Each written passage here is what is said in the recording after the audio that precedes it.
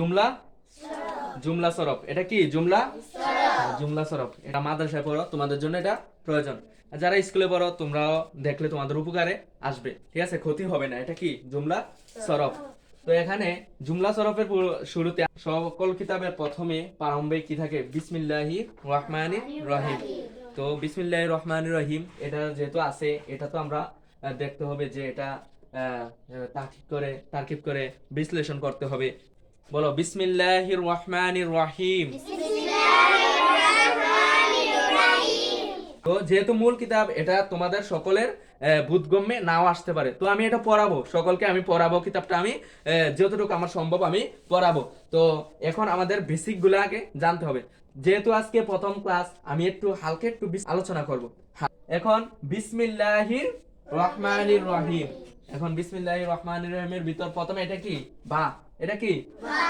প্রথম যে এখানে এই জুমলা এ যে বাক্যটা আছে, এটার ভিতর প্রথম অক্ষরটা কি? প্রথম অক্ষরটা কি? বা। এটি হলো হরফে জার। বাটি কি? হরফে জার। হরফে জার। বাটি হলো হরফে জার। এই বাটি এখানে দুটি অর্থের জন্য আসে। বা এটি কয়টি অর্থের জন্য আসে? দুইটি অর্থের জন্য আসে। একটা হইলো মুসবাত। মুসবাত মানে সাথে। মুসবাত মানে কি? সাথে। মুসবাত মানে সাথে।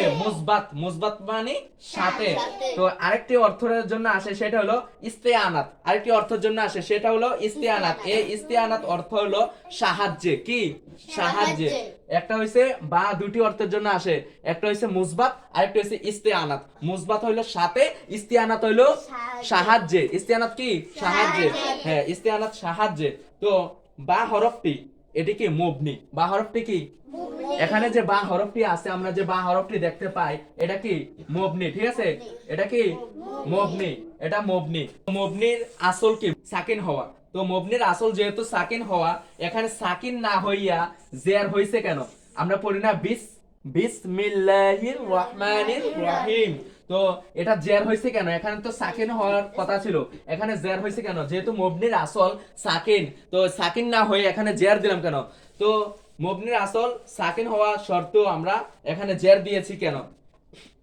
শুরুতে যদি সাকিন দিয়ে পড়ি তাহলে এটা পড়া যাবে না। কোন শব্দ, কোন লফজ, কোন জুমলা শুরুতে যদি আমরা সাকিন দিয়ে পড়ি তাহলে সেটা কি পড়া যাবে? কখনো পড়া যাবে না। সেটা পড়া যাবে না। সেটা পড়া যাবে? তো সেটা পড়া যাবে না। এজন্য আমরা, যেহেতু এটা পড়া যাবে না, এর কায়দা হলো বাক্যের শুরুতে যেহেতু সাকিন দিয়ে পড়া যায় না, বাক্যের শুরুতে যেহেতু সাকিন দিয়ে পড়া যায় না, তাহলে আমরা কি করব? এটা জের দিয়ে পড়ব। কি দিয়ে পড়ব? আর এখানে যে এটা তো হরফে জার আমি বললাম, আর এটা কি? ইসিম।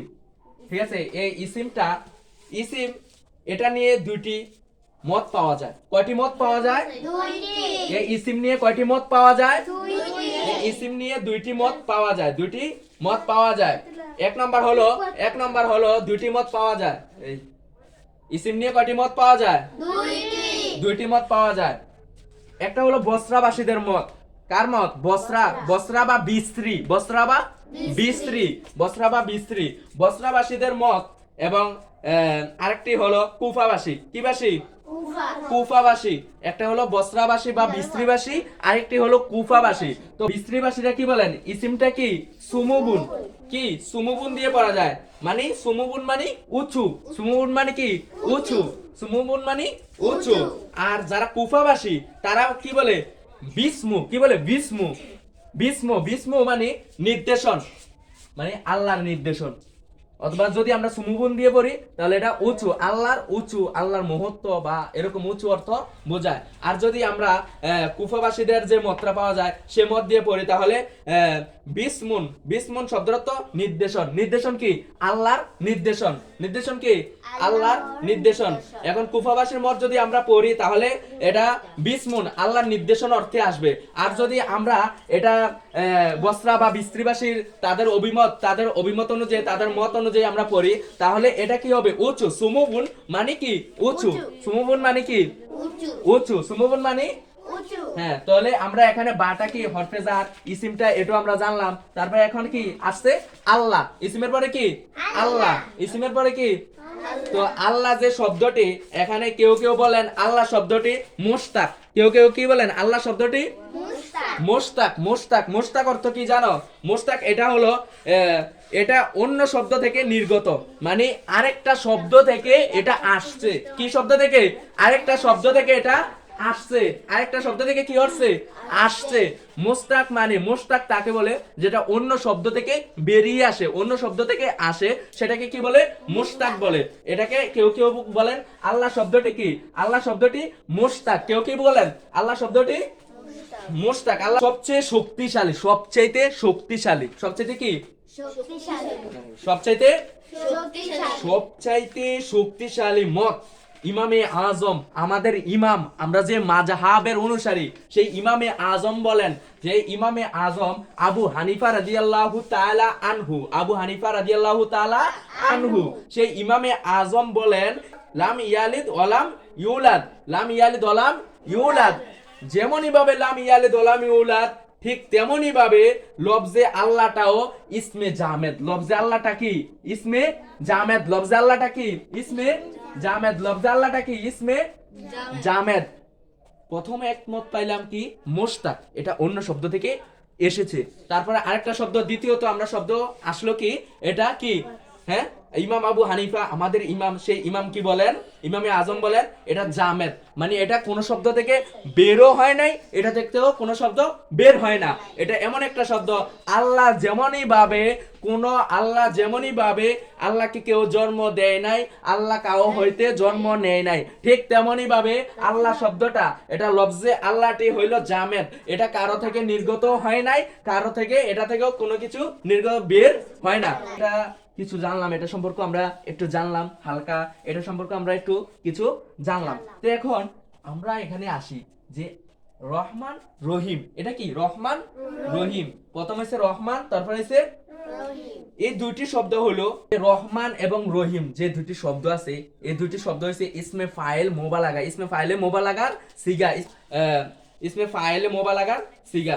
যে রহমান রহিম দুইটি শব্দ না, এই দুইটি শব্দ একটি শব্দ থেকে উৎপত্তি হয়েছে, একটি শব্দ থেকে এসেছে, সেটা কি? রেহমুন। রেহমুন থেকে রহমান রহিম, এই দুটো শব্দ উৎপত্তি হলো রেহমুন থেকে এসেছে। উৎপত্তি কোথা থেকে হয়েছে? রেহমুন থেকে, রেহমুন থেকে হয়েছে। তো আমরা এখন দেখলাম যে এটা রেহমুন থেকে এসেছে। রেহমুন মানে হচ্ছে রিক্কাতুল কলব। রেহমুন মানে কি? রিক্কাতুল কলব, রিক্কাতুল কলব। রিক্কাতুল কলব অর্থ কি আমরা এখন জানতে হবে। রিক্কাতুল কলব মানে নরম অন্তর। কি অন্তর? নরম অন্তর। রিক্কাতুল কলব মানে নরম অন্তর, নরম অন্তর। এইবার আসুন, অন্তর হওয়ার জন্য জিসিম লাগে, মানে শরীর লাগে। আমাদের একটা অন্তর কিনা আমাদের দেহের ভিতর যে জিসিমটার ভিতর যে দেহটা আছে, আমাদের এই দেহটা আছে না, এই দেহটার এই কলবের জন্য, অন্তরটার জন্য একটা যে দেহ, আমাদের যে ভিতরে কলবটা আছে, অন্তরটা আছে, হৃদয়টা আছে, তো এই অন্তরের জন্য আমাদের একটা দেহ শর্ত না, দেহ আছে না, দেহ আসেনি? তো এই দেহটা অন্তরের জন্য শর্ত কি? দেহ। অন্তরের জন্য শর্ত কি? দেহ। শর্ত কি? তো দেহ, এই অন্তরের জন্য একটা শর্ত দেহ লাগে। তো এখন আপনারা প্রশ্ন করতে পারেন, আপনি তো হুজুর বলছেন যে আল্লাহর কোনো শরীক নাই, তো আল্লাহর অন্তর আছে, এটা আপনি বলতেছেন আবার আল্লাহর কি অন্তর আছে? আল্লাহর যদি কোনো এরকম কোনো অর্থ আসে যে আল্লাহর অন্তর বা আল্লাহর হাত, আল্লাহর পা বা এরকম কোনো আসে, তাহলে এটা হবে আল্লাহর কুদরতি অন্তর। কি অন্তর? কুদরতি অন্তর। আল্লাহর কি অন্তর? কুদরতি অন্তর। এবার আসুন, আমাদের অন্তর আছে, জিসিমও আছে, অন্তর আছে, জিসিমও, মানে জিসিম মানে কি? শরীর। শরীরও আছে, অন্তরও আছে। আল্লাহর জন্য জিসিম সাব্যস্ত হয়ে যাচ্ছে যে এন যদি রিক্কাতুল কলব মানে নরম অন্তর কই, তাহলে রহমান রহিম আল্লাহর নরম অন্তর, মানে আল্লাহর জন্য দেহ সাব্যস্ত হয়ে যাচ্ছে। কি সাব্যস্ত হয়ে যাচ্ছে? দেহ সাব্যস্ত হয়ে যাচ্ছে। নাউজুবিল্লাহ। এটা হাকিকি মানা, এটা অর্থটা হাকিকি অর্থ। কি অর্থ? হাকিকি অর্থ। এটার মানাটা কি? হাকিকি মানা।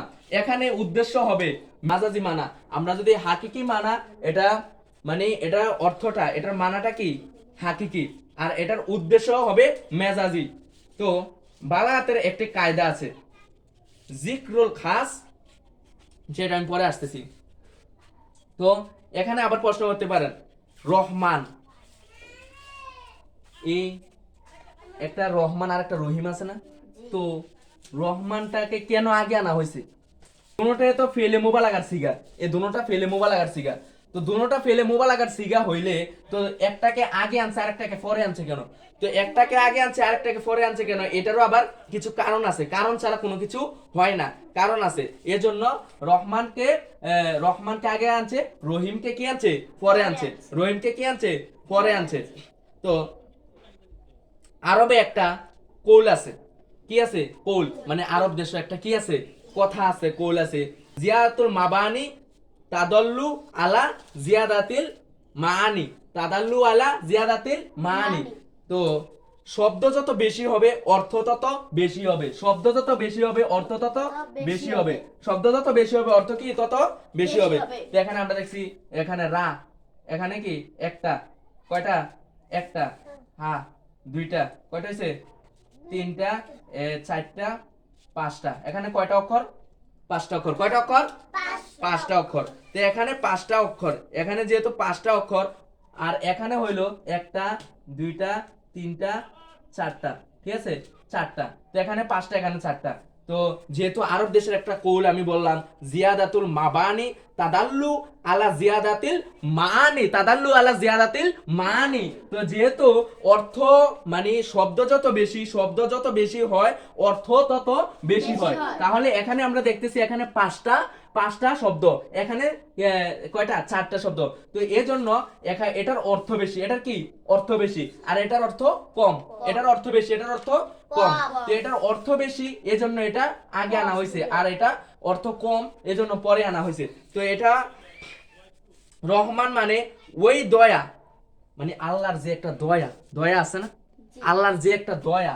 রহমান মানে ওই দয়া দুনিয়ার মধ্যে মুসলমান গাইরে মুসলমান যারা হিন্দু, বৌদ্ধ, খ্রিস্টান মানে ইহুদি যত ধর্ম আছে, মুসলমান আছে, গাইরে মুসলমান আছে, পশু পাখি গাছ তরু লতা যত সৃষ্টি আছে আল্লাহর, সকল সৃষ্টির জন্য রহমান কি এই দয়াটা কি সকল সৃষ্টির জন্য, এই দয়াটা কি সকল সৃষ্টির জন্য।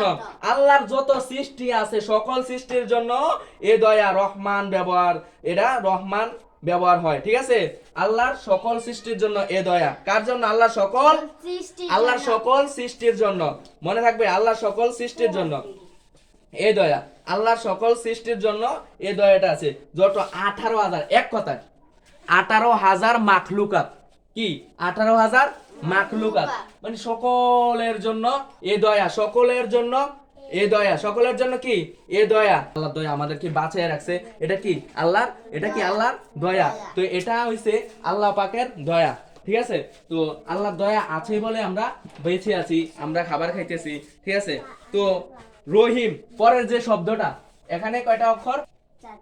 মুমিনের জন্য কিয়ামত পর্যন্ত খাস, এটা হচ্ছে আম, ঠিক আছে? রহমান হইছে আম আর রহিম হইছে খাস, ঠিক আছে? রহমান আম, রহিম খাস। এই দয়াটা হইল যারা মুমিন, আমরা যারা মুমিন ইমানদার, পাঁচ ওয়াক্ত আমরা যারা নামাজ পড়ি ইমানের সহিত, আমরা যারা অলি আল্লাহ বিশ্বাস করি, আল্লাহর অলিগণকে ভালোবাসি, আল্লাহর রাসূল সাল্লাল্লাহু আলাইহি সাল্লামের প্রতি সঠিক সঠিক আকীদা পোষণ করি, আমরা হইছি ইমানদার, আমরা হইছি মুমিন। এই আমাদের জন্য এই দয়াটা, কি যে এই দয়াটা এটা হইলো খাস, শুধুমাত্র মুমিনের জন্য, এটা মুমিনের জন্যই খাস, ঠিক আছে?